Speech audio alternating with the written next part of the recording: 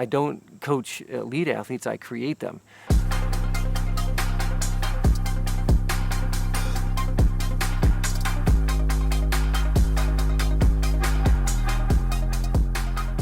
Okay, I'm Mark Wilson, triathlon coach, also race director for Wilson Endurance Sports. Been doing it for 26 years. Done sprint triathlons, Olympic distance, half triathlons, and also Ironman, 10 of them. Thankfully, still doing it. So I got involved in a Total Immersion, which is a very worldwide famous swim program, and became a coach with them. And as I was doing that and preparing myself for triathlons, people just kept asking me, could you show me how to do that? And I'd really like to do a triathlon and so on. So that's how it got started. I just started coaching instantly. It just was natural for me.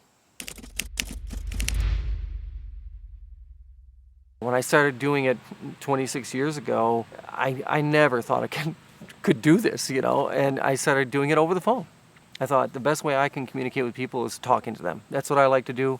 I like to hear their voice. So I coach with people every week on the phone. Just assign the workouts, swim, bike, and run, strength training, whatever it is, nutrition advice, and then they do it for the week. And then the next week they call me back again, report how it went. Oh man, the long ride was hard, I kind of bonked, whatever. I'm feeling some pain in this, so we make adjustments. And so I make all those adjustments for the next week, and then they go out and do it again, and we just keep going 1 week at a time, 1 month at a time.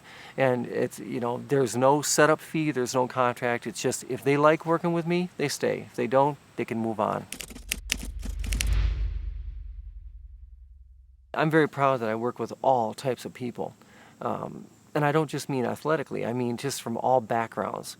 And that feels good to me. I think the better the coach you are, the more types of people you can coach. Some of my athletes are businessmen, travel all over the world. They're pilots, lawyers, doctors, whatever, and they're limited on time to train or constant adjustments. Firemen and nurses need constant adjustments with their planning because they're changing, they're traveling, they're not getting a lot of sleep, so I have to make that work.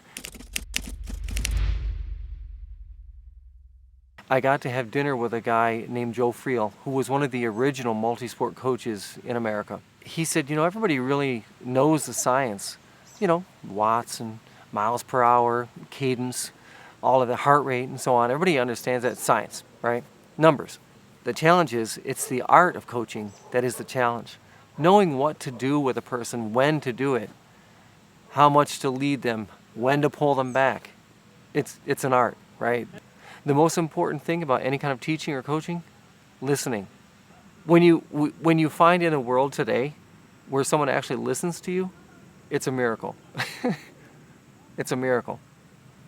I've grown up with lacking in certain areas, and I wanted to, as a result of that, to give in a way that I knew that people would appreciate it, and people feel it, and I'm very grateful. They feel it at our races for sure, but even over the phone when people call me for coaching, they understand, they feel my philosophy. It's not just about what is my philosophy, they feel it, and that's what's important. There are certain guidelines that I go by. Number one is don't hurt the athlete. Number two, they're not all the same. Everybody comes to you with their own situation, where they're at, where they've been, and also where they want to go. Don't give them everything right up front. It's impossible. Otherwise, sometimes they can be overwhelmed. When a person comes to you and they want to do a full distance triathlon and you tell them all the parts that they're going to go through before they do it, it's like trying to feed somebody a 7-course meal all at once, so, especially if they're a hungry person. Right? They want to do it, they're hungry, they need to eat. You can't give all the food to them all in 1 hour, right? You can't. So parts at a time, give them as much as they can do, and when they succeed at that, then we go to the next step. Then they want more. I talk to my athletes every week, by the way, for 30 minutes. I can hear in their voice whether they're stressed or not, and that's important to me. And if they're stressed, we give them rest. If they're feeling good, the family's good, their families, everybody's happy. No one's angry that they're going out for a 100-mile bike ride this week. So, we can go. So it has to be a balance, and I just can't coach any other way. It's just the way I do it. The motivation that I give is I'm there. In my opinion, just being there is motivation, like just showing up. and I'm there. And when they call me every week, that's really what they need. I've had good teachers along the way who always made me make the decision. They wouldn't make it for me. It makes you crazy as a like it maddens you, right? Because just tell me what to do. The problem is the athlete or the person you're guiding or your child or whatever, if you tell them what to do, what do? They run the other way. In coaching, it's the same thing. People who taught me would make me decide. I had to decide. That's what makes you powerful. That's what makes you grow. It's not what we do in life or what we accomplish in life. It's how we handle the setbacks that makes us great. The setbacks define who you are. It's everything. I'll give them as much as they bring to me. What they bring, I give right back.